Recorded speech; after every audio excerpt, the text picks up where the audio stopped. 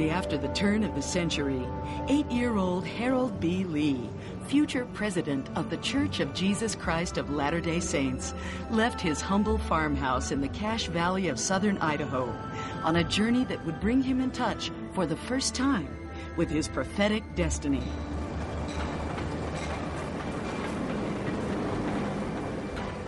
My father had grown up in Salt Lake City. Naturally, he was anxious for his boys to see some of the scenes he had remembered as a boy. So it was decided that we would go down to attend General Conference. He took his 2 oldest boys. I was second oldest. Of course, the pending conference as such was not our most immediate interest. We wanted to see the sights of the big city. My earliest recollection, I was just a young lad, was sitting in the south gallery of the Salt Lake Tabernacle and looking down at the pulpit and seeing President Joseph F. Smith sitting there. I was impressed at seeing for the first time the president of the church. Young Harold would never meet Joseph F. Smith in his mortal life, and yet there were on that stand 4 members of the Quorum of the 12 Apostles: Heber J. Grant, George Albert Smith, David O. McKay, and Joseph Fielding Smith, with whom this curious boy would have many future sacred meetings. 34 years after this conference, President Heber J. Grant would call Harold B. Lee to the sacred apostleship. Harold would then serve in this special calling under Presidents George Albert Smith and David O. McKay. And lastly, this humble young man would in many years hence be called as first counselor to President Joseph Fielding Smith before serving as president of the church himself. Certainly, as young Harold reverently watched these men from the balcony, he had no idea of what lay ahead. To him, the world consisted of family, friends, farm, and school. But as this young man faced each day with faith and hard work, he grew step by step into his divinely appointed role. Without fanfare or hype, Harold B. Lee lived a life true to the faith of his Father in heaven. He honored his parents, and he served the Latter-day Saint people with all his heart and soul. Truly, the wide-eyed 8-year-old in the south balcony lived a life worthy of his sacred destiny as a modern prophet of God.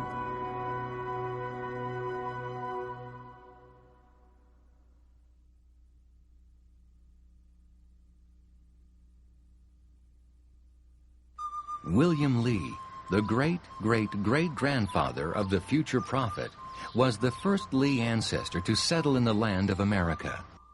He left his home in Carrickfergus, Ireland in the year 1770, and after a long voyage across the Atlantic Ocean, arrived in the port city of Philadelphia. Over 60 years and 2 generations later, Francis Lee, the grandson of William, would bring Harold another important step closer to his prophetic destiny.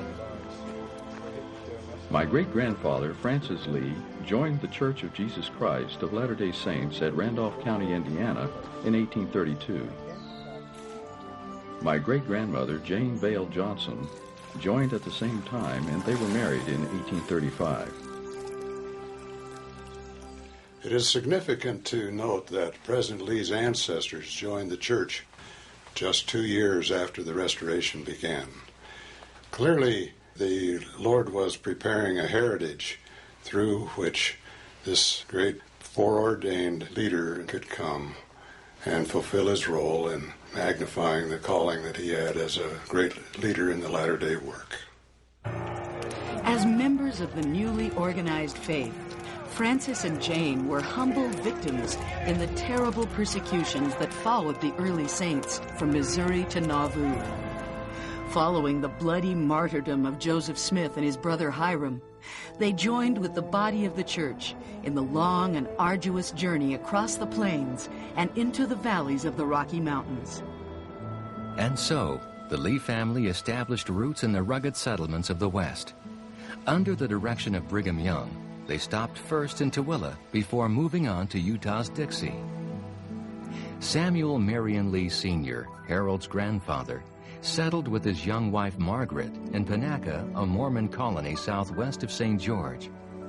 There, the young couple had hopes of raising a family. Unfortunately, Margaret was often sick and found great difficulty in childbearing. Margaret and Samuel Lee Sr. had lost 10 babies that were either stillborn or they died after birth. After the 10th baby died, Patriarch Abel Lamb of Salt Lake City paid them a visit. In giving Margaret a patriarchal blessing, Brother Lamb promised her that through her righteousness she would be blessed with a son. And he further said that this man would be a mighty man in Israel and that he would be named after his father. Well, that renewed their faith. And so Samuel and Margaret tried again to have a child, but the 11th child was stillborn. They tried again, refusing to give up, and again Margaret gave birth. This 12th baby was very premature. It only weighed about 3.5 pounds, but he lived, and in a fulfillment of the blessing, he was named just as the father had been directed, Samuel Marion Lee, Jr.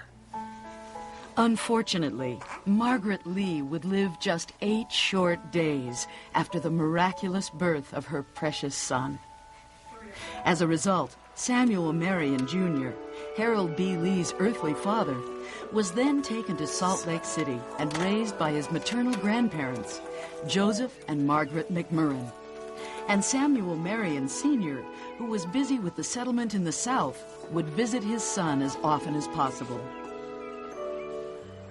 At the tender age of 18, Samuel Marion Jr. faced the awful experience of having his grandmother McMurrin, who was in essence his mother, die in his arms.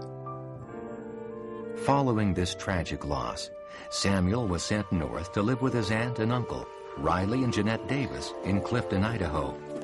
And shortly after his arrival in southern Idaho, Samuel met Harold's dear mother, Louisa Bingham. A third-generation Latter-day Saint, Louisa, too, had ancestors who joined the church in the Midwest and then made the fateful journey across the plains. Louisa was the second oldest in her family, but her older sister Sarah died at the age of 3.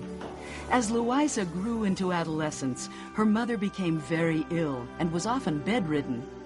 This left Louisa not only responsible for the care of her younger siblings, but of her invalid mother as well. Needless to say, the challenges of her youth prepared Louisa to be an exceptional wife and mother. And so, in the spring of 1895, Samuel Marion Lee Jr. and Louisa Emmeline Bingham were sealed for time and all eternity in the Logan Temple. Deciding to remain in Clifton, Idaho, the young couple settled on a small farm and were soon blessed with a family of their own. With the help of a midwife, Louisa gave birth to her second son, Harold B. Lee, on a brisk March 28, 1899. Samuel was working out of town at the time, leaving just mother and 3-year-old brother Perry to welcome him into the world. Looks like we have a new baby. And the world into which young Harold was born was a world of good old-fashioned hard work. For life in Cache Valley, Idaho was almost inevitably farm life. Almost as soon as they were able to walk, Perry and Harold and their 4 younger siblings were given chores around the house and duties on the spacious family farm. Older brother Perry wrote of the Lee family work ethic. In our family, everyone was required to work in some degree according to his ability. Our father was a firm believer that we were here to literally work out our salvation, with the emphasis on work. It became an axiom that if we would eat well, we must labor for the things which we needed. By the age of 5, young Harold was prepared to add another layer to his workload, school. If there's a consistent pattern of the life of Harold B. Lee, it might be that he was always ahead of his time. He seemed to always move prior to those of his age group into experiences of greater responsibility. This started really early in his life. When he went to school, I suppose just by accident, trailing along his older brother Perry on the first day of school. But when the teacher found that he already knew how to write his name and he knew the alphabet, he persuaded the Lee parents to allow him to start school. So he started 1 year earlier than his peers. This actually went on all through his life. Harold's mother was a talented seamstress, and she would often trim the boys' outfits with lace, which they would promptly tuck under so their friends would not make fun of them. However, Louisa did something even more trying with her second son. Disappointed that her first children were not girls, she did what she could with the boys. Oh, these ringlets are so cute. Leaving young Harold's hair long, she curled it carefully in front and back into delicate ringlets. Then, dressing him in short pants and a ruffled, lacy top, she sent him off to school. His brother Perry recorded the events that followed. When Harold arrived at school, still with his mass of beautiful hair, it may have been the first time he went into training for the hard knocks of life to come. Suffice it to record that those curls caused more skin knuckles and black eyes than either politics or religion.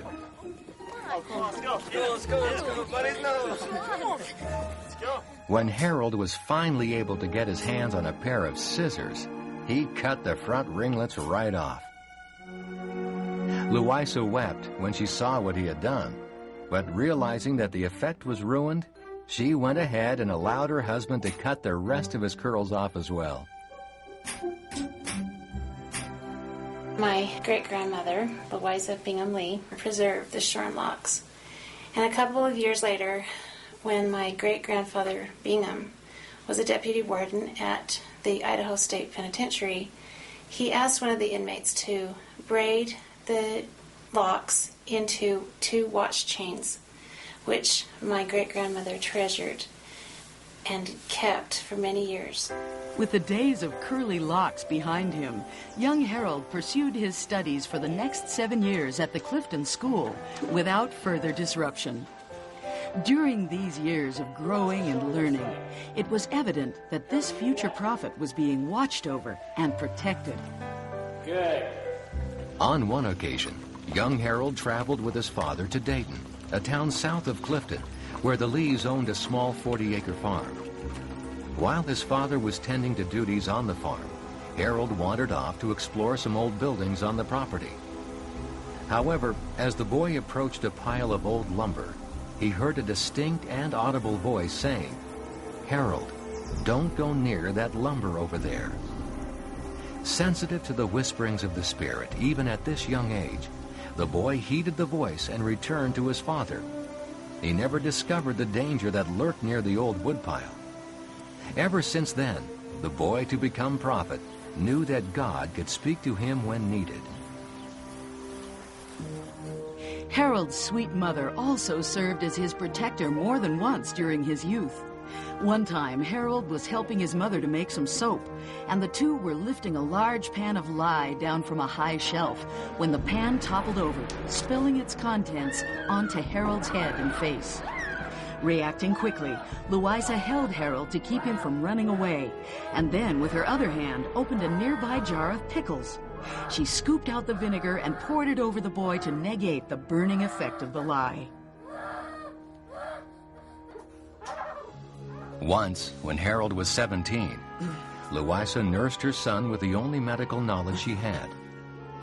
After trying a series of mustard plasters on his chest, which brought no relief, she chopped a number of onions and boiled them.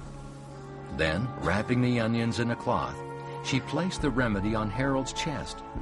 The primitive treatment alleviated the boy's suffering, and by morning, he was feeling better. There was an incredible event in the childhood of President Harold B. Lee that showed the intense love that his mother had for him and her deep spirituality. As a young boy, he was standing in the doorway of the home in Clifton, Idaho, observing a spectacular lightning storm that was occurring there in the valley. And all of a sudden, without warning, his mother, Louisa Lee, or Grandma Great as we called her, dashed across the room, literally pushing him away from the doorway, just as a lightning bolt came down the smokestack of their pot-bellied stove and exited right through the very same doorway where he had been standing. It subsequently went and split a tree out in the yard of the home. So her motherly intuition and her deep spirituality had literally saved the life of a future prophet. In recalling this unique event and the spiritual nature of his mother, President Lee recorded the following in his journal. My mother could never explain her split-second decision. All I know is that my life was spared because of her impulsive, intuitive nature. Years later, when I saw the deep scar on that large tree at the old family home, I could only say from a grateful heart, thank the Lord for that precious gift possessed in abundant measure by my own mother, and by many of the faithful mothers through whom heaven can be very near in time of need. On June 9, 1907, 8-year-old Harold was baptized a member of the church in Bybee Pond near his home. In this same period of his life, Harold began taking piano lessons. His teacher, Mrs. Sarah Gerard, used some rather harsh teaching techniques. His brother Perry wrote of this time. Harold learned early to play the piano under the tutelage of a Scottish lady named Gerard, who was prone to rap knuckles at the sound of a wrong note. Soon, he was playing the piano for primary and Sunday school. Because he had started school 2 years earlier than boys his age, Harold was ordained a deacon when he was just 10 years old. Remaining faithful to his studies, young Harold completed grade school in the spring of 1912 at the spry age of 13. And this accomplishment would, for all practical purposes, signal the end of Harold's childhood, for in just several months he would enter high school and take another step toward his prophetic destiny.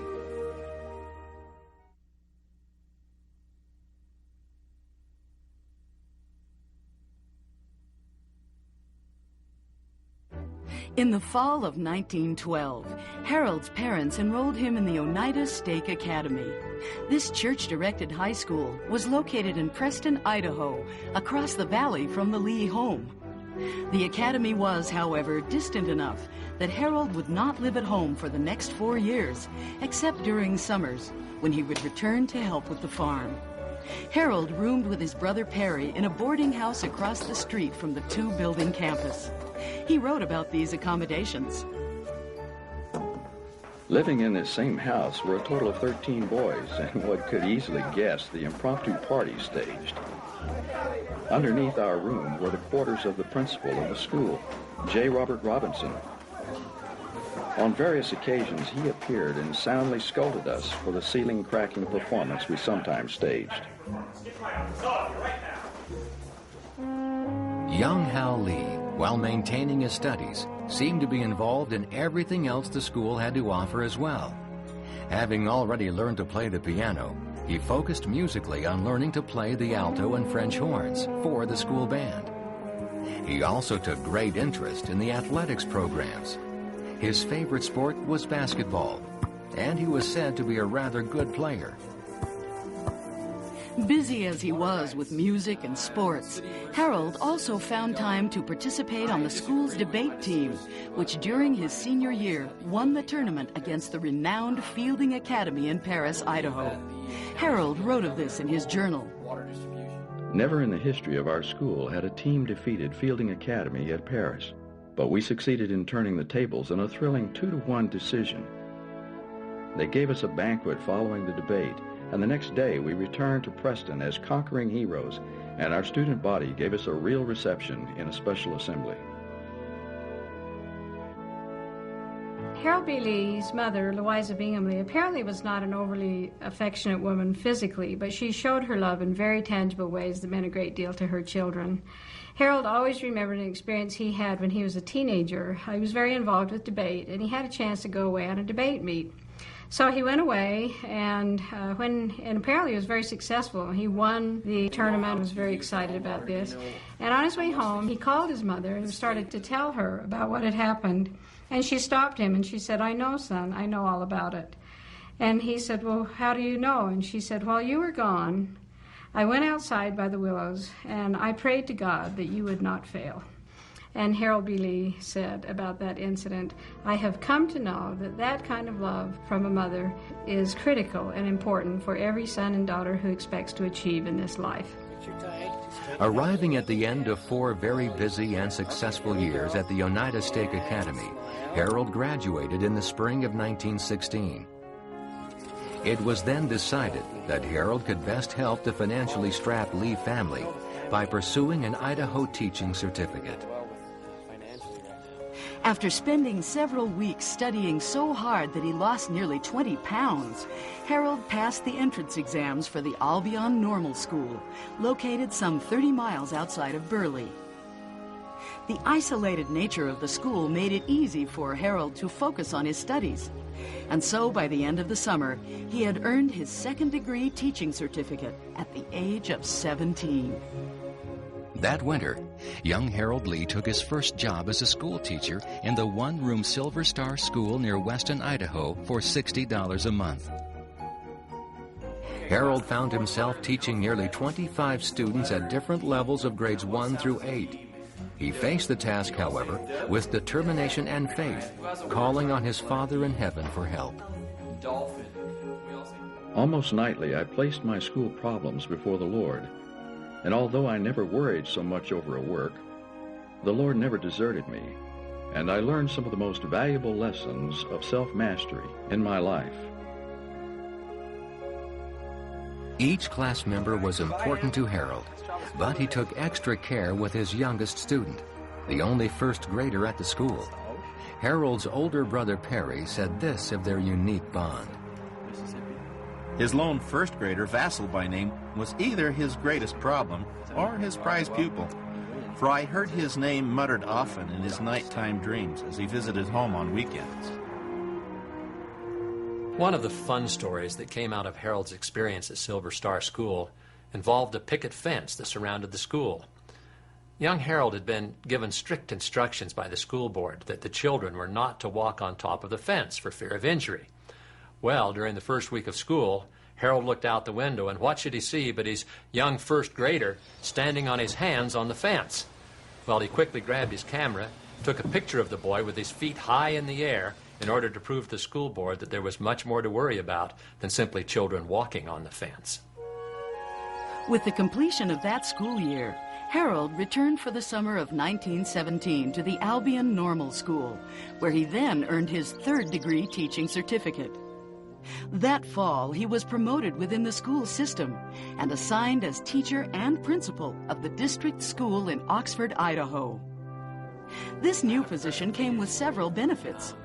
His salary increased to $90 per month, and he had 2 associate teachers, Velma Sperry and Tressie Lincoln, who took responsibility for the younger students. He was also able to live at home with his family, which saved on boarding expenses. However, there were increased challenges to be found at the Oxford School as well.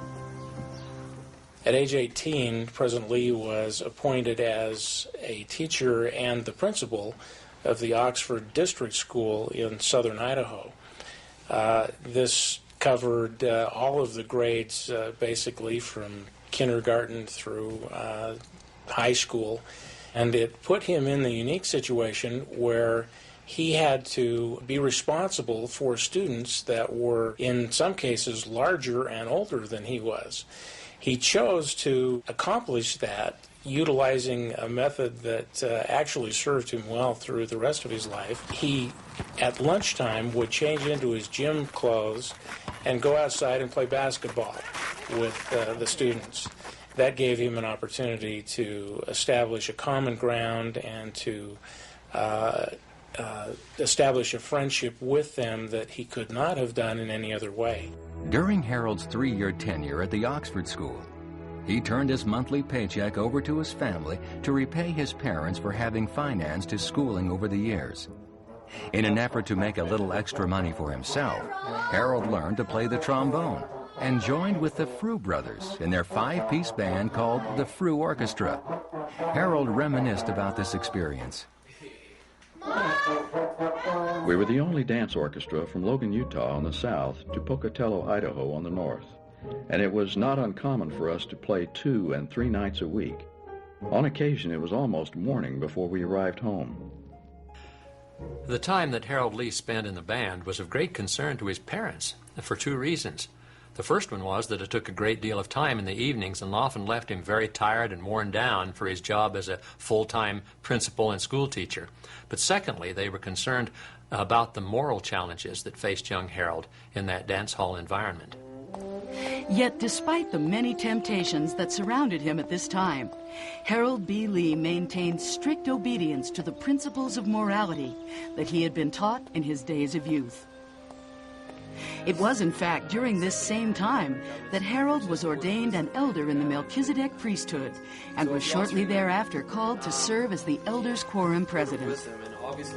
A school teacher at 17, a principal at 18, and an Elders Quorum president before he was 20. Clearly, Harold B. Lee was following the path of his prophetic destiny. No tea or coffee, no tea or coffee. Strong.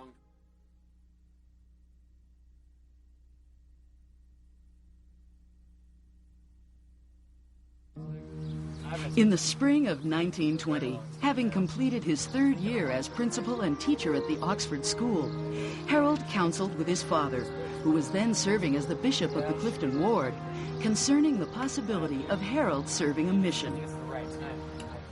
Despite the financial burden it would place on his struggling family, Bishop Lee humbly recommended his son as a missionary. And in September of 1920, a letter from the prophet arrived at the Lee home in Clifton.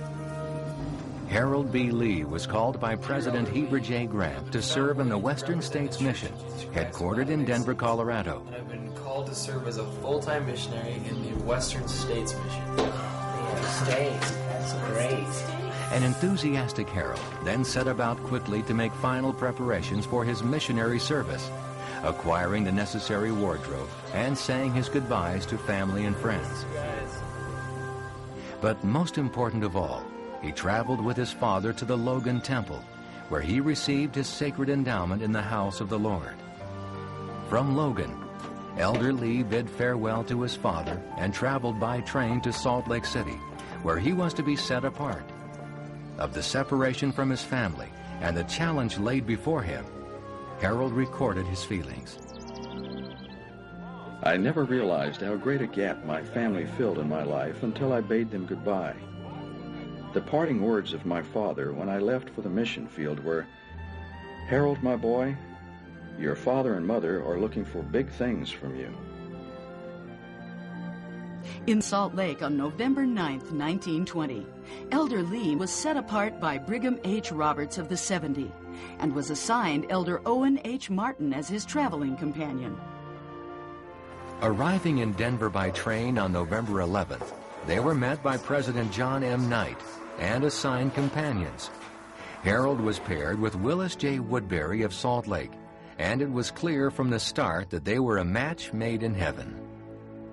Elder Woodbury was excited to find out that Elder Lee played the piano, so they devised a unique approach to missionary work. Elder Woodbury would carry his cello, and they would knock on a door and inquire if there was a piano within. When they discovered that there was a piano, they would go and perform, hoping that the musical introduction would enlighten the situation so that they could present a message about the gospel of Jesus Christ. This unique musical introduction helped the elders get in some homes, but they still faced their share of slammed doors. And Harold struggled with this rejection, as do all new missionaries.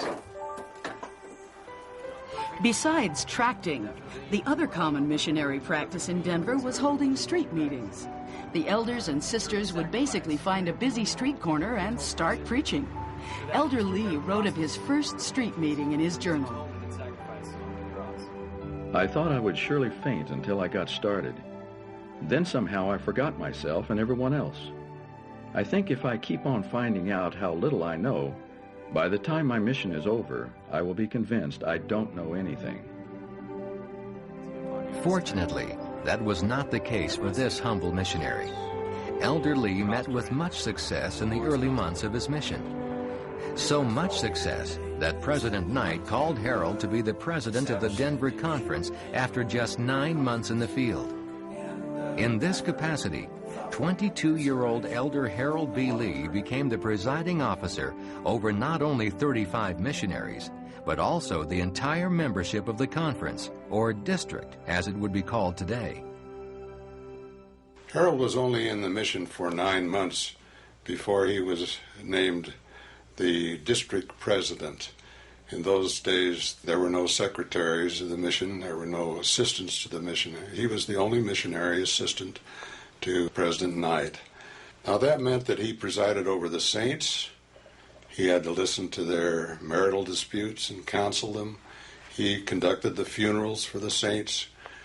All the time he was presiding over 35 missionaries who were ranging from almost to the Nebraska line up to the Wyoming line. And he had a great responsibility. Accustomed to hard work and a busy schedule from his days in school and teaching, Elder Lee moved the work forward in an amazing fashion. The number of baptisms in the conference increased dramatically under his leadership. Elder Lee's leadership style centered on leading by example. He, in fact, organized a program some have called a precursor to home teaching, in an effort to give himself more time to work in the field. In this program, each missionary companionship was assigned several member families to visit once a month. Would you please read here in Moroni, verse 3? As president of the Denver Conference, Harold also worked in close association with President Knight, whose office was located in Denver. On several occasions, Elder Lee was invited to travel with President Knight as he toured the mission. Just several weeks before his release, Elder Lee was called upon by President Knight to conduct a conference in Sheridan, Wyoming in his absence. He left Elder Lee in charge, saying there was no one else he would rather trust. In December of 1922, a choked-up President Knight announced the release of Elder Harold Lee, whose 2 years of service had come to an end. It is significant to note that Harold's replacement as president of the Denver Conference was 62-year-old Andrew Hood. Certainly, this young man from Clifton, Idaho, had accomplished big things in the Western States Mission. Returning through Salt Lake, Harold was invited by President Knight to attend the Ensign State Conference in the Assembly Hall on Temple Square. As the conference was attended by many general authorities, including even President Heber J. Grant, the returning missionary was surprised by an invitation to speak. This was Elder Lee's first opportunity to speak from a pulpit on Temple Square, but certainly not his last. Taught musically by playing the piano.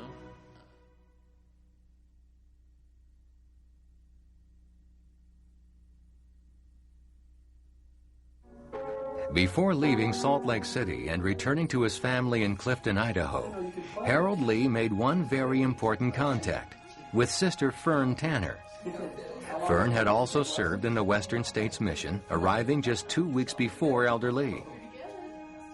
The two became acquainted early on in their missions before Fern was transferred out of Denver, at which point they maintained a friendship through occasional letters. Upon completing her mission, Sister Tanner had returned to Salt Lake in July of 1922. After visiting with Fern, Harold then made the journey to Clifton, arriving home just before Christmas. And he rejoiced to be with his dear family again. As the spirit of the holidays faded, so did Harold's excitement at being home. He greatly missed the enthusiastic spirit of the mission field and, of course, the mantle that he had as a missionary. He also faced the very natural feelings of being let down after being associated with going from a position of prominence and being needed, like being conference president, to being just a regular member of the church in a typically large and unmotivated ward. An important factor in Harold's discontent was his inability to get work, since it was mid-year in the school system and no teaching contracts were open.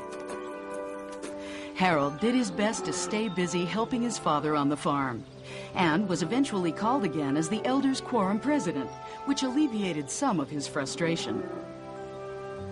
In an effort to lift his older brother's spirit, Clyde invited Harold to play in a friendly game of basketball with him and his friends.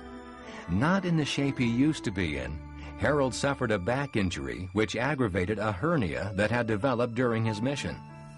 In consequence, Harold traveled to Salt Lake City several weeks later for a hernia operation. While recovering, however, he was invited to stay in the home of his dear friend Fern Tanner. And it was during this time of recuperation that Harold and Fern decided to marry. Upon returning to Clifton, Harold counseled with his parents and determined to move to Salt Lake City in order that he might pursue his marriage plans and further promote his teaching career. Arriving back in Salt Lake, Harold soon discovered that he would need to take additional courses at the University of Utah to bring his teaching accreditation up to the state of Utah's standards. Upon completing his schooling that summer, Harold received his teaching certificate and shortly thereafter was hired once again as teacher and principal of the Whittier School in Salt Lake. On November 14, 1923, Harold and Fern knelt at the altar of the Salt Lake Temple and were sealed for time and all eternity by George F. Richards of the Council of the 12. Of their sacred union, Harold recorded his feelings.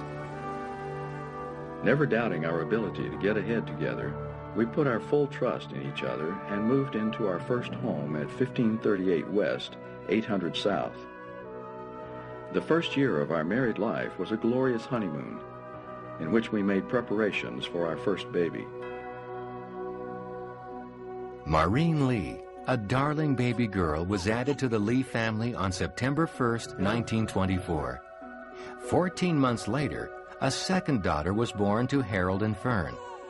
However, dangerous complications during both pregnancies would restrict their ability to have any more children. Residing within the boundaries of the Pioneer Stake on the west side of Salt Lake, Harold was soon recognized for his organizational and leadership skills. He was first called as the M-Men instructor, supervising the activities and instruction of all the Aaronic priesthood young men in the ward. His unique and swift ability to reorganize and rejuvenate the M-Men program led to new callings as the ward and eventually stake Sunday school superintendent. At the age of 28, he was called to serve on the Pioneer Stake High Council and was set apart by Elder Richard R. Lyman of the 12 Apostles. In 1928, Harold resigned his position in the school system and accepted employment with Foundation Press Incorporated, a company that published and marketed classic literature. As a salesman for this new company, Harold's salary increased dramatically. With this adjustment in income, the Lees purchased the home that Fern had grown up in, allowing her parents to move into a situation that better suited their retired lifestyle. With roots planted firmly now in the Pioneer Stake, Harold Lee was clearly where the Lord needed him to be.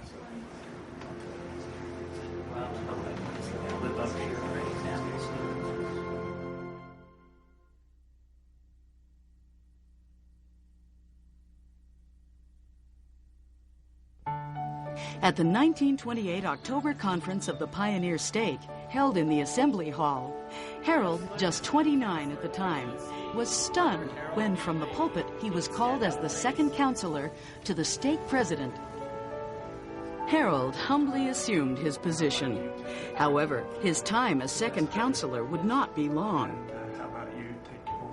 In the fall of 1930, the Pioneer Stake presidency was to be reorganized by Rutger Clausen and George Albert Smith. On the Friday prior to conference, Harold Lee was asked to meet with these two apostles. In meeting with President Rutger Clausen and Elder George Albert Smith, Harold was informed suddenly that the First Presidency wanted him to be the new stake president of the Pioneer Stake. Well, that was quite a shock. And Harold replied rather humbly that he'd much prefer to continue serving as a counselor to President Charles Hyde. Well, Elder Smith bluntly replied that Harold had not been invited there to tell him what should be done, but rather to tell him whether or not he was willing to do what the Lord wanted him to do. Well, with that kindly rebuke, he accepted the call, and he became the new stake president. As the youngest stake president at the time in the church, Harold was concerned about how he would be accepted and that there may be some feelings or opposition. During the early period of his presidency, after an audit revealed that a bishop had been guilty of impropriety with use of funds, he pressed forward and disciplined the bishop, and this gained the respect of the High Council and the members that he had the courage to proceed with such a difficult matter.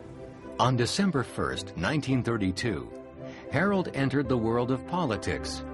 He was appointed Salt Lake City's Commissioner of the Department of Public Streets and Improvements, filling a position left open by the death of the former commissioner.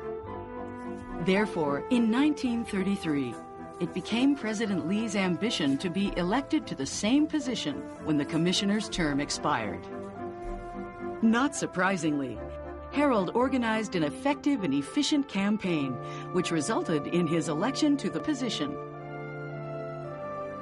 As city commissioner, Harold supervised a department of over 250 employees and was responsible for the construction and repair of roads in Salt Lake.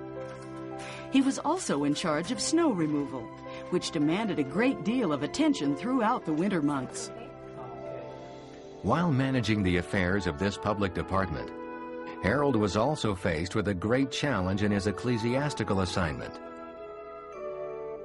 The effects of the Great Depression were being felt severely within the Pioneer Stake, whose boundaries contained many of Salt Lake's most humble neighborhoods. In 1933, unemployment rate was 25%, and in the Pioneer Stake, over half of the members were receiving financial aid from sources outside the family.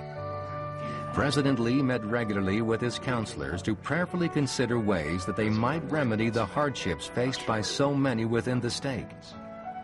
They eventually developed a welfare program that was basically the precursor to the church welfare program in place today.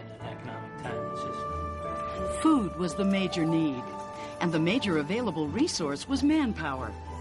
Therefore, needy members of the stake were contracted to work on local farms, which gave the stake a portion of their harvest.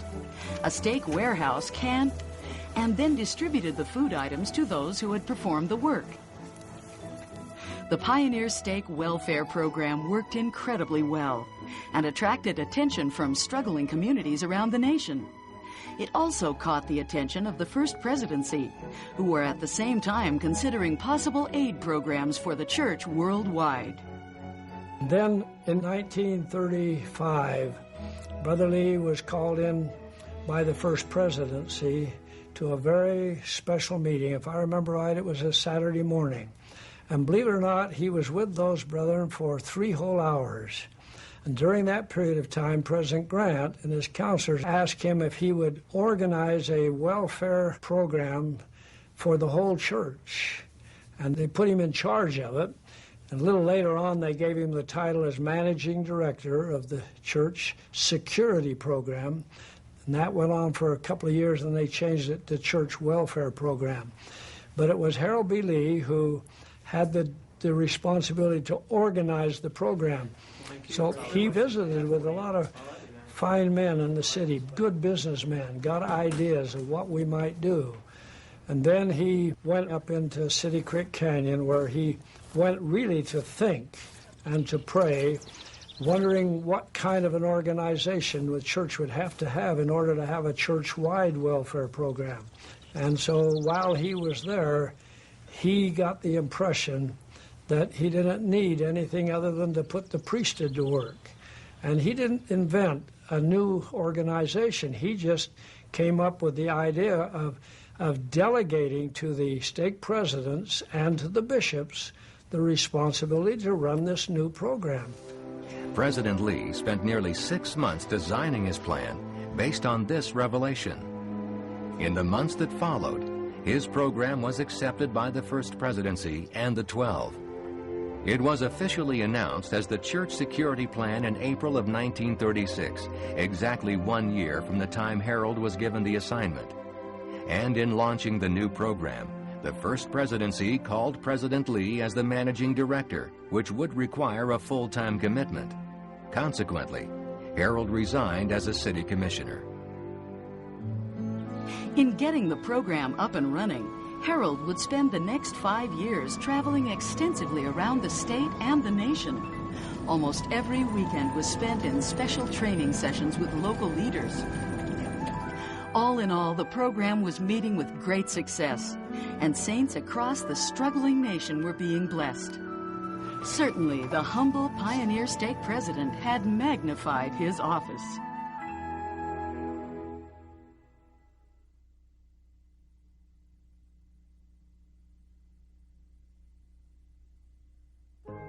If there was any doubt as to how the First Presidency viewed the success of the welfare program, it was wiped out on April 5th of 1941. Following the priesthood session of General Conference, Harold, in a private meeting with President Heber J. Grant, was called as a member of the 12 Apostles. After his rather somber meeting with President Grant, following priesthood meeting, President Lee drove home to share the rather humbling and awesome news with his family, only to recall that the home was full of conference visitors. And he found it very awkward to find the moment to which to reveal this news to his wife and family.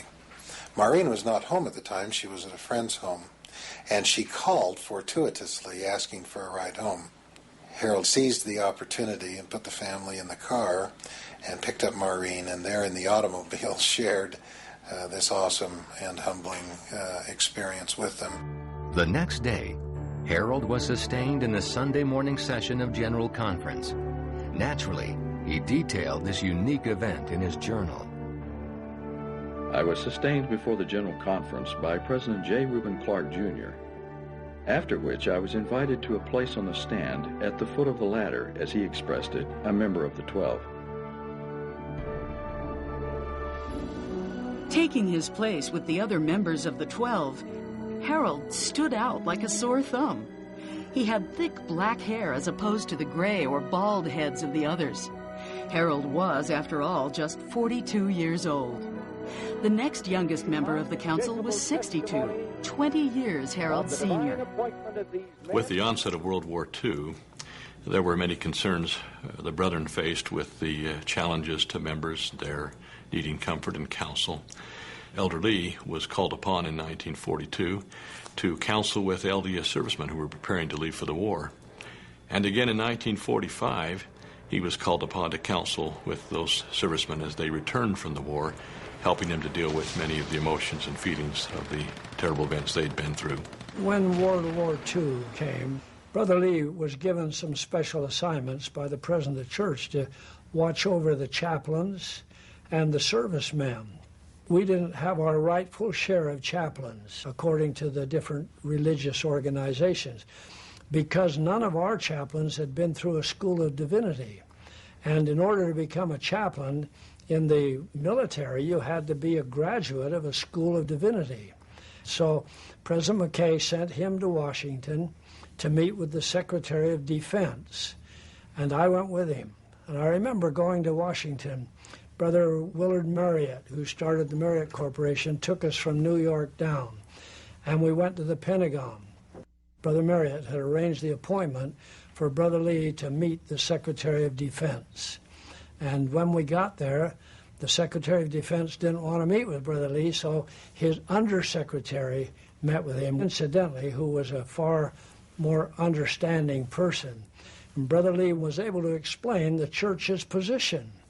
And as a result, we got extra chaplains and extra help from the federal government that we wouldn't have had. As the war was coming to a close, Elder Lee traveled to Hawaii, the point of return for most soldiers fighting in the Pacific, to inspect the LDS servicemen's facilities and to meet with members and missionaries there. First stopping at the military cemetery in Honolulu, the young apostle paid tribute to all the Mormon GIs who had given their lives in defense of their nation. He then toured the military facilities and visited with the church branches on each island. This trip was Elder Lee's first foray outside of North America, and he was overjoyed to find whole branches of the church made up of the beautiful Asian and Polynesian peoples. On his return to the mainland, Harold B. Lee's intimate knowledge of the welfare program proved to be a great asset to the 12 in dealing with post-war Reconstruction issues in Europe and the Pacific. In May of 1945, President Grant passed away, and Elder Lee witnessed firsthand the faithful transferring of the reins to the senior apostle, in this case, George Albert Smith. After Brother Lee had been in the 12 for a while, he was asked to give a series of talks on KSL. They were called Youth in the Church. But because he talked directly to the young people of the church, all of a sudden the young people were wanting to hear Harold B. Lee. He was 20 years younger than the next member of the 12 apostles. And that made a profound impression upon the young people of the church. As a result, he began to marry more and more people. Now, he would have 2 and 3 marriages in a day. Now, I marry people in the temple, and I can do 2 in a row, but, you know, I've thought a lot about Brother Lee, and that vigorous, powerful, strong man that he was, took all of his physical strength to keep up with his spiritual strength and the demands that were made upon him. Of special significance to Elder Lee, however, was a temple sealing he performed on June 24, 1946. Elder Lee wrote, I had the glorious experience of sealing my own baby daughter, Helen, to L. Brent Goats. It was the greatest experience of my life. Just a year later, Elder Lee was afforded the opportunity once again as he sealed his older daughter, Maureen, to Ernest J. Wilkins on June 11, 1947.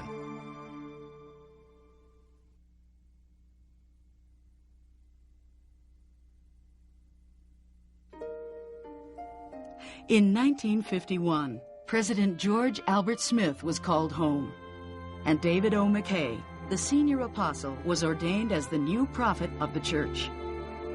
Under this new president, Harold B. Lee's ministry would take on a significantly more expanded route, a route that would eventually circle the globe. In 1953, on assignment from the First Presidency, Harold and Fern first traveled west across the vast Pacific Ocean to visit the members and missionaries in the Orient. Touring through Japan, Korea, Hong Kong, and the Philippines, Elder and Sister Lee saw incredible potential for growth among these small but faithful Asian branches. Elder and Sister Lee also visited with LDS servicemen stationed at U.S. naval and marine bases located throughout the Orient. And Elder Lee was clearly impressed with these young Mormon GIs. I think my appraisal of what I saw among the boys there might best be expressed in what Ralph Waldo Emerson said. It is easy in the world to live after the world's opinion. It is easy in solitude to live after one's own. But the great man is he who in the midst of the crowd keeps with perfect sweetness the independence of solitude. Such is the way I found our boys, with the marks of greatness upon their brows. In Tokyo, Elder Lee participated in 2 special meetings. The first was with Japanese leaders of 15 non-Christian denominations and was supposed to last just 1 hour. However, so interested were these leaders in the Mormon Church that Elder Lee, with the help of an interpreter, ended up teaching them of the Lord's latter-day work for more than 3 hours. The second special meeting in Tokyo was held with the 80 missionaries of the Japanese mission. This testimony meeting lasted more than 6 hours.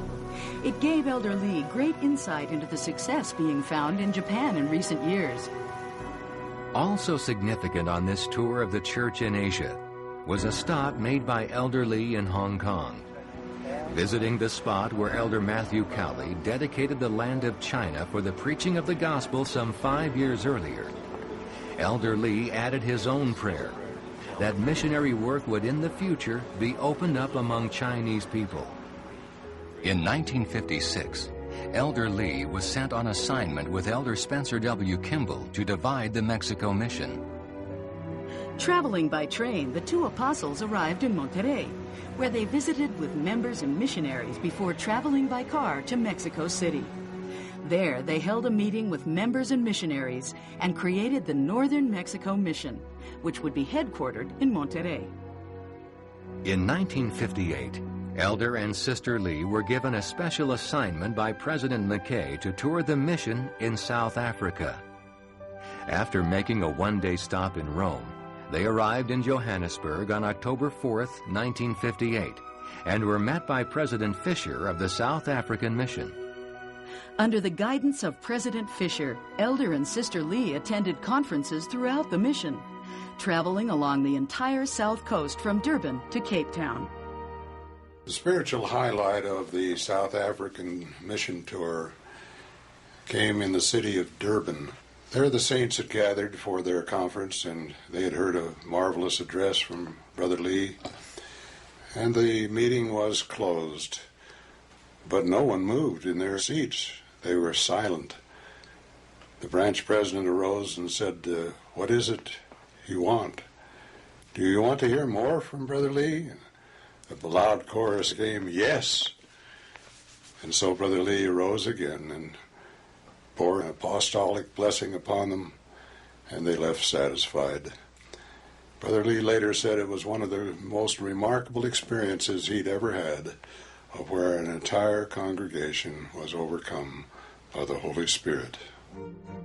Flying north across the continent, the Lees next stopped in Cairo, Egypt, where they visited the pyramids and other historic sites along the Nile before traveling on to the Holy Land. With war and unrest abundant in that region at the time, it was uncertain if they would be able to visit Jerusalem. But the Lord opened the necessary doors for their brief stay.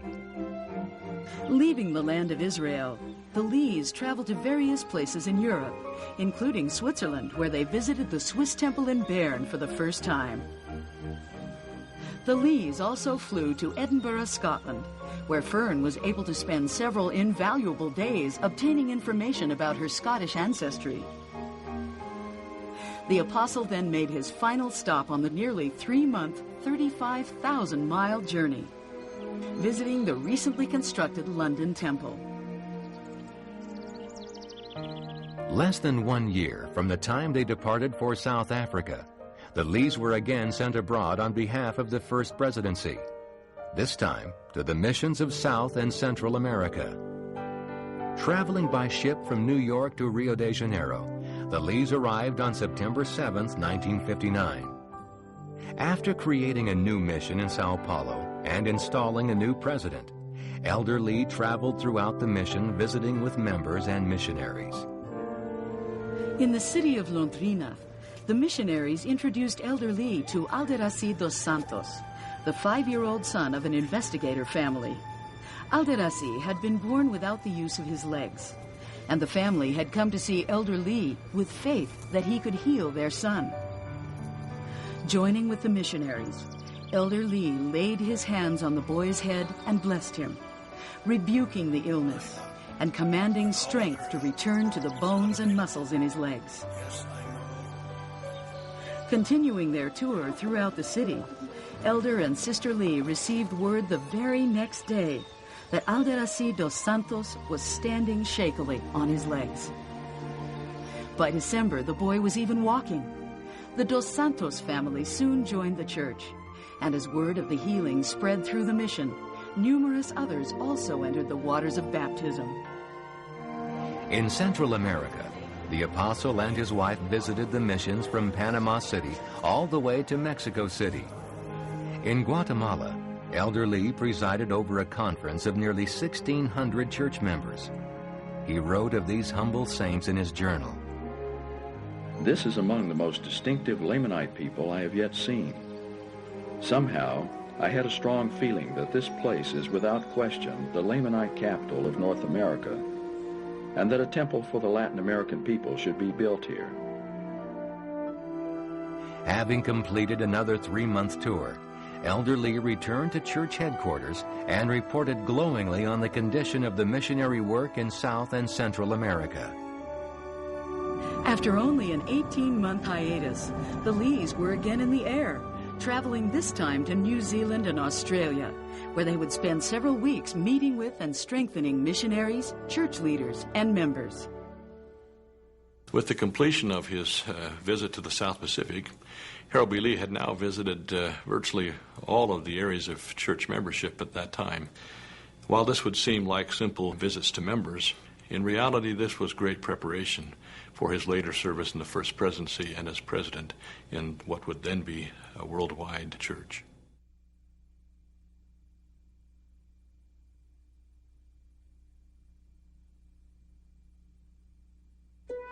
On September 24th, 1962, Harold faced his greatest trial when Fern, his sweetheart of 40 years, passed away. Despite a powerful testimony of eternal marriage and a strong support network of family and friends, Elder Lee's feeling of loss was tremendous. I was 8 when my grandmother passed away, and I well remember this experience. It was very difficult on my grandfather. He was heartbroken, but even in his great grief and sorrow, he thought of us, his grandchildren, and what it meant to us to be going through this experience at a young age. So he arranged to have a private viewing here at the home before the funeral. And he had us gather in the living room, and he stood by her side with the casket open so we could see her. And he taught us about where our Nana had gone and about the plan of salvation. And at the end, he broke down and he said, "I love you and I need you and please stay close to me." And at that moment, my mother prompted me to go up and hug him and give him a kiss and assure him of my love. And the other grandchildren followed. And since that day, I have never feared death, because he taught us so beautifully at a young, tender age that there was nothing to fear. This was Heavenly Father's plan. In November, Elder Lee was sent on assignment to Europe by the First Presidency, who hoped the journey would aid him in coping with his grief. His traveling companion on the trip was Elder Walter Stover, who wrote in his journal of Elder Lee's emotional state. At that time, he was in deep sorrow for the loss of his beloved eternal companion, and I have seen him weep on many occasions. And it was very difficult for me to cheer him up.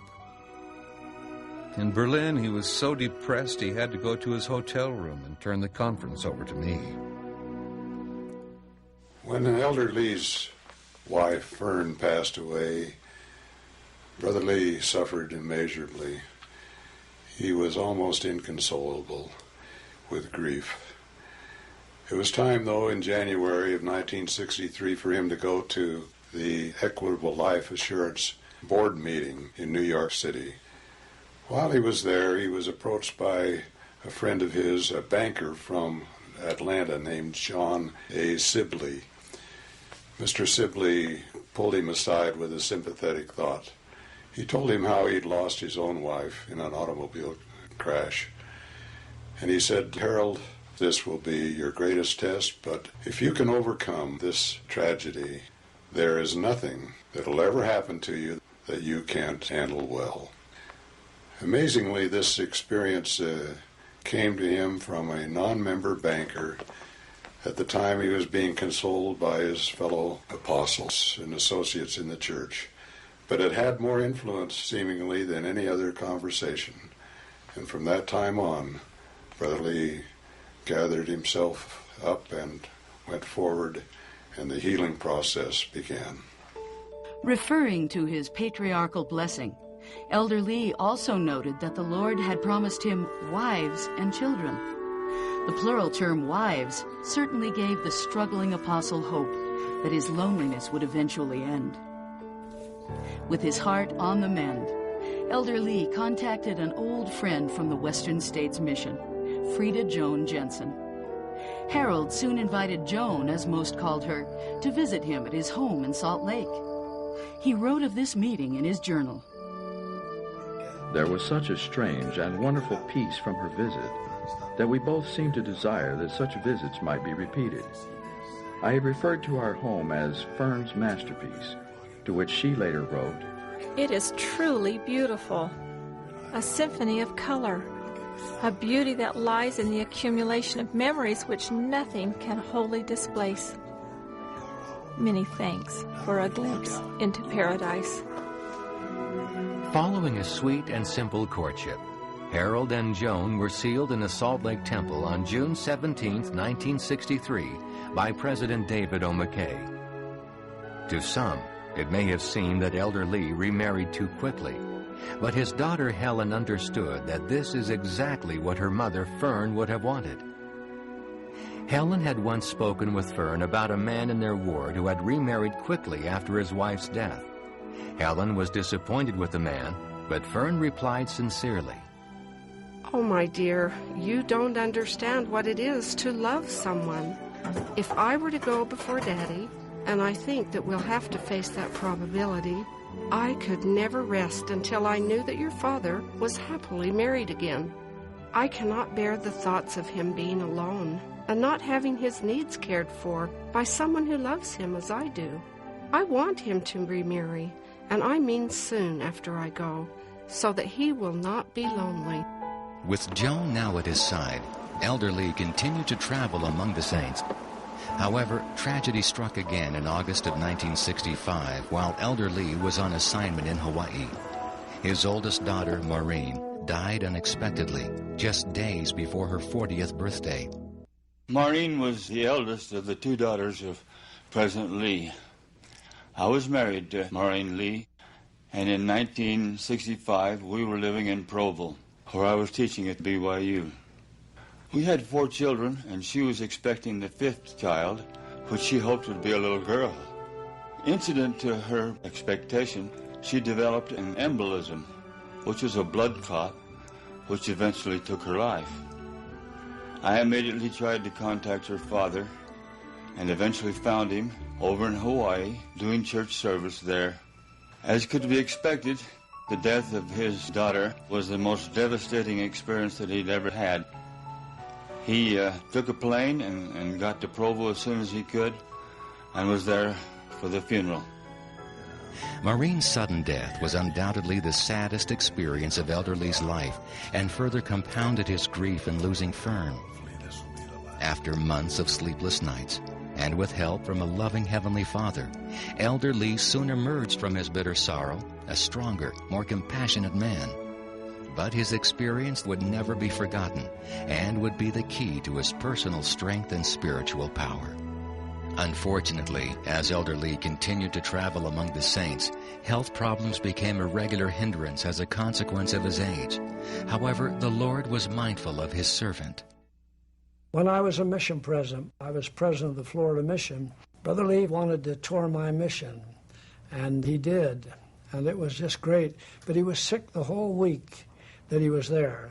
He dedicated 5 chapels that we had ready, and he had a bleeding ulcer.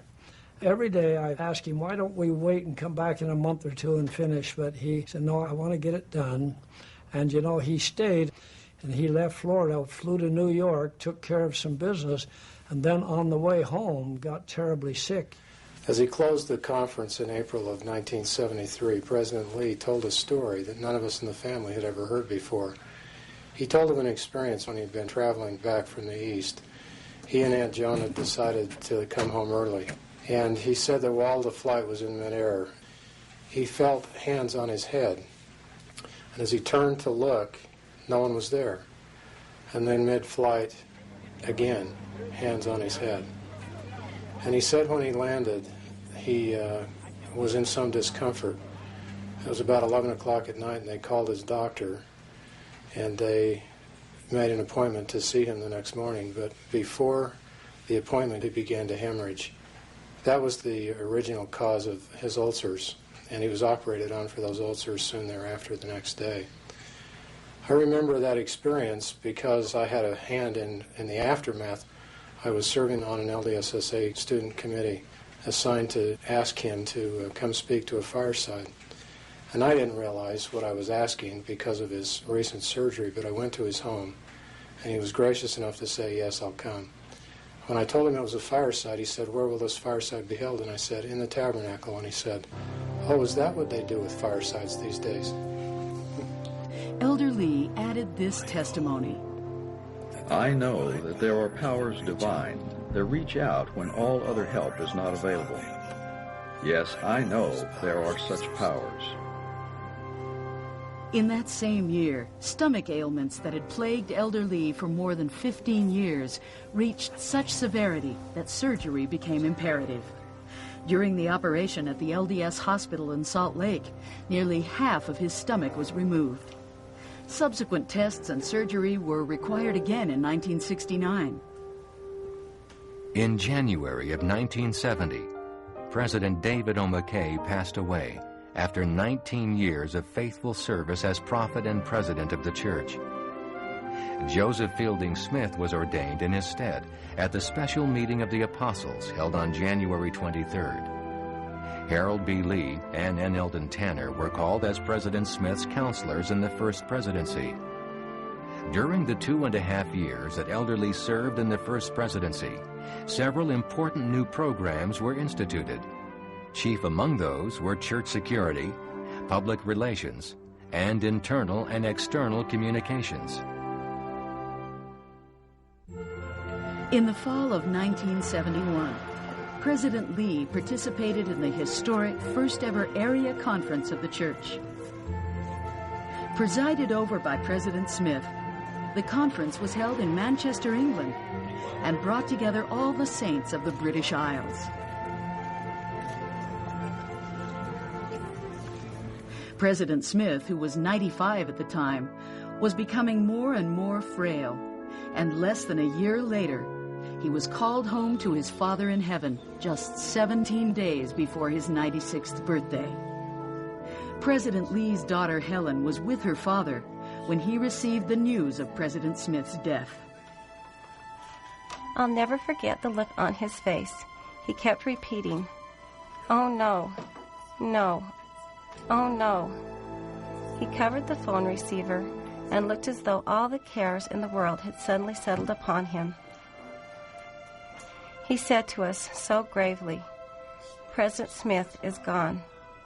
I had never seen him look so weak and so completely at a loss.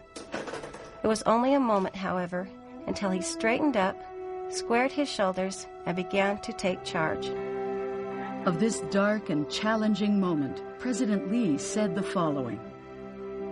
He seemed in that brief moment to be passing to me, as it were, a scepter of righteousness, as though to say, "Go thou and do likewise." It was significant that when grandfather was to become the president of the church upon President Smith's passing, that music also had a significant place. My sister Jane had prepared a solo that she had performed in a sacrament meeting when grandfather and Aunt Joan were away, and they had asked us to come for a family home evening so that they could hear her play. We didn't realize, however, that all of these events would unroll and that President Smith was to pass away. So we called thinking that he would not want us to keep that appointment, and he said, "Oh no, come. I would like you. I need you to be with me tonight." So Jane brought her violin, and we sat, and he asked us to join him in singing 2 hymns that he found particularly comforting at that moment. One was, "I Need Thee Every Hour." And then he asked us to sing "How Firm a Foundation." And he said, "Would you please pay attention to the 3rd verse? Here's a man who had all of the keys, had all of the experience, and had all of the magnification, and he sought comfort in his family and in the music and in the message that comes from the hymns of the church." In a meeting of the apostles on July 7th, Harold B. Lee again participated in the process of ordaining a new president of the church. This time, however, the experience was different. For this time, Harold was ordained under the hand of the apostles as prophet and 11th president of the Church of Jesus Christ of Latter-day Saints. President Lee selected N. Eldon Tanner and Marion G. Romney as his counselors, and they too were ordained in that special meeting. Harold B. Lee became president of the church when he was 73 years old. He appeared in excellent health. He felt good. He'd had a few little problems, but I'm sure the membership of the church expected him to be president of the church for a very long time. He certainly hadn't experienced the kind of health problems that Spencer Kimball was experiencing and had, who was next in line to be president of the church. But alas, it wasn't to be so. Harold B. Lee was only president of the church for 18 months. A very brief amount of time, and the announcement of his death came very unexpectedly and a great surprise to the membership of the church. After he became prophet of the church, President Lee's first big project was to hold another area conference, this time in Mexico. The Tabernacle Choir performed the music for the conference, and over 16,000 members from throughout Mexico and Central America attended. In his address, President Lee spoke of the church's growth in Mexico, noting that there were now nearly 115,000 Mexican saints. He also spoke of the love he held for the saints of Mexico and all the world, sharing a sacred experience he had the day after his ordination as president of the church. As my wife and I kneeled in humble prayer, suddenly it seemed as though my mind and heart went out to all 3 million members throughout the world. I seemed to love every one of them, regardless of their nationality or their color, whether rich or poor, or educated or not. They were all my own brothers and sisters. Unfortunately, President Lee's unconditional love was not always returned. Arriving back in Salt Lake, President Lee received word that 2 members of an apostate cult in Mexico were en route to Utah, where they planned to assassinate him. Church security was, of course, called into full action, and a previously planned trip to Europe proved very timely. Under police escort, President Lee was taken to the Salt Lake airport, where he and Joan were joined by Elder Gordon B. Hinckley and his wife, who would join them on their tour of Europe and the Middle East. On this trip, President Lee met first with government and church officials in England, then visited the London Temple, and set apart 7 brethren as sealers, while Elder Hinckley set about reorganizing the London Stake Presidency. A humorous incident came out of the organization of the London Stake Presidency. Elder Hinckley had called a young 31-year-old John Henry Cox to be the stake president. However, he expressed his concern about the youth of this man to President Lee. President Lee simply passed a note to Elder Hinckley which read, "I was called as a stake president at age 31. President Lee and company attended meetings in Athens, Greece, and then traveled to the Holy Land, where they met with government officials. Here, President Lee laid the groundwork for the raising of a monument on the Mount of Olives in commemoration of Orson Hyde's dedicatory prayer, as well as a visitor's center. The stress of travel, however, began taking its toll on the prophet, who found himself exhausted at the end of each day.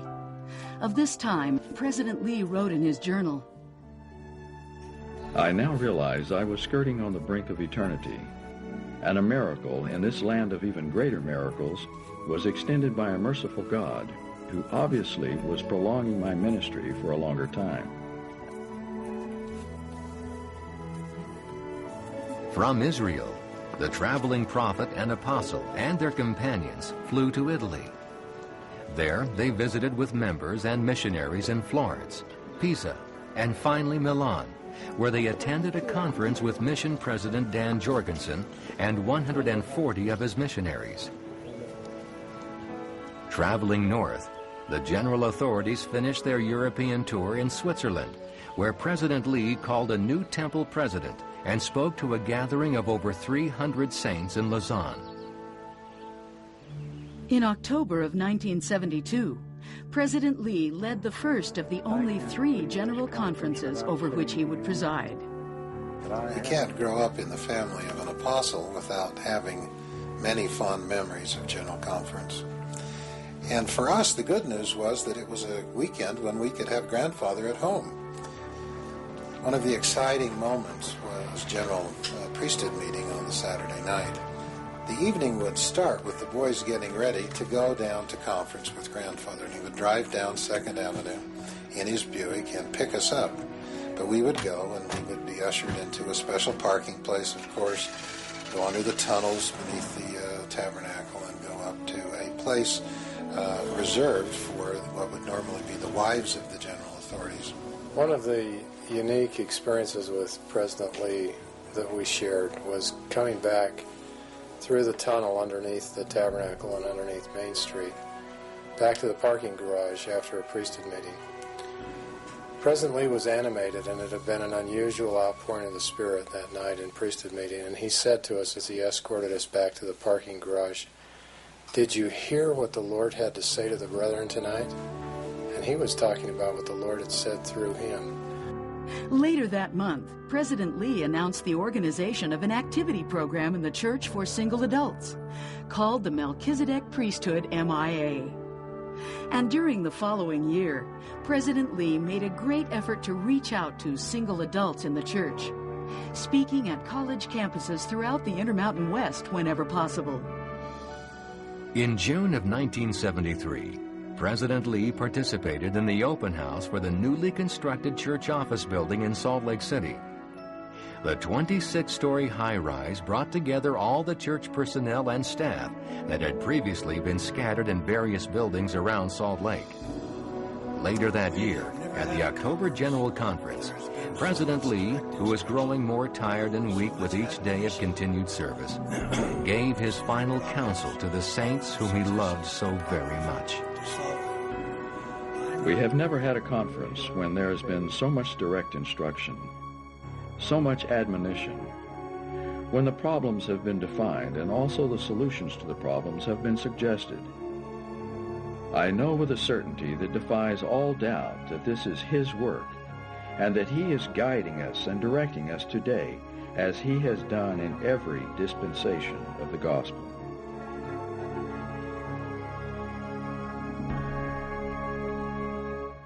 President Lee was weary during the month of December, but he was in reasonably good health. However, his calendar was filled with almost a daily reception by every department in the church, and it took its toll.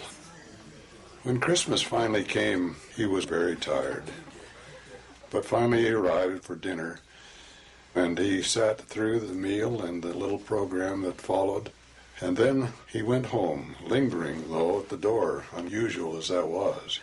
And he seemed to have a blessing for each of our children, and he had a personal conversation with each one. And the next day, his wife called the doctor. The doctor said, "You go to the hospital and I'll check you out there where we can do more tests." And then about 3 o'clock, he finally walked into the LDS hospital, and there submitted to the tests that the doctors wanted to give to him. As the hours passed by, though, he seemed to be more and more weak, and he asked that we administer to him. So President Romney gave him a blessing, and later he sat up, had a glazed look in his eyes, and fell backwards. The resident physician came in and hollered, "Cardiac arrest." In moments, the room was a blur of activity, but after 1 hour, the Lord had spoken, and President Lee was called home. Harold B. Lee passed away just before 9 p.m. on December 26, 1973. Within an hour, the news was announced on radio and television programs in Salt Lake City. People around the world, both inside and outside the church, were stunned. Funeral services were held on a wet and dreary December 29th in the Tabernacle. The mood of the ceremony was summed up well by President Marion G. Romney, who said, "We do not mourn today for President Lee, but for ourselves." Once again, Harold B. Lee was ahead of his time. He seemed to do everything in his life at an earlier age than his peers. He started school before his friends. He was a school teacher at age 17, a stake president at age 31, and an apostle at 42. Now he was again getting a head start, this time on a new calling to the great work on the other side of the veil. As a husband, a father, a teacher, a missionary, a stake president, an apostle, and a prophet, Harold B. Lee blessed the lives of all he came in contact with. And in doing so, he made their lives better, and in turn made the world a better place. Without question, Harold B. Lee had lived true to the destiny he had unknowingly found before him at that general conference so very long ago.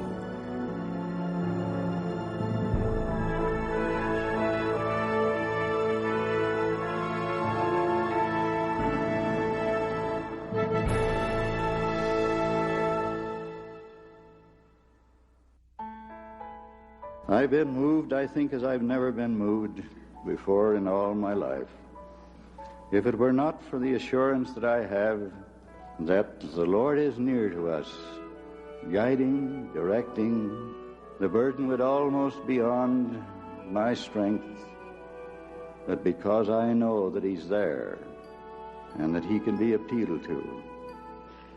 And if we have ears to hear, attuned to Him, we'll never be left alone. And as I think of these great men whom the Lord has brought to our help, listen to them. I bear you my witness. As Brother Gordon Hinckley has said, I guess I was like that shaft that was polished. As I look back, maybe all of that had a purpose. But thank the Lord, maybe I've passed some of the tests. But maybe there'll have to be more before I shall have been polished. Sometimes when the veil has been very thin, if the struggle had been still more, maybe then there would have been no veil. But I stand by not asking for anything more than the Lord wants to give me. But I know that He is up there, and He's guiding and directing. I do bless the saints in all parts of the world. I bless those who are not members of the church. May we reach out to those who have lost their sense of direction. And before it's too late, try to win them back into the fold, because they're all God's children. Peace be with you. Not the peace that comes from legislation in the halls of Congress, but the peace that comes in the way that the Master said, by overcoming all the things of the world. That God may help us so to understand. And may you know that I know, with a certainty that defies all doubt, that this is His work, that He's guiding us and directing us today, as He has done in every dispensation of the gospel. And I say that with all the humility of my soul, and leave you my blessing in the name of the Lord.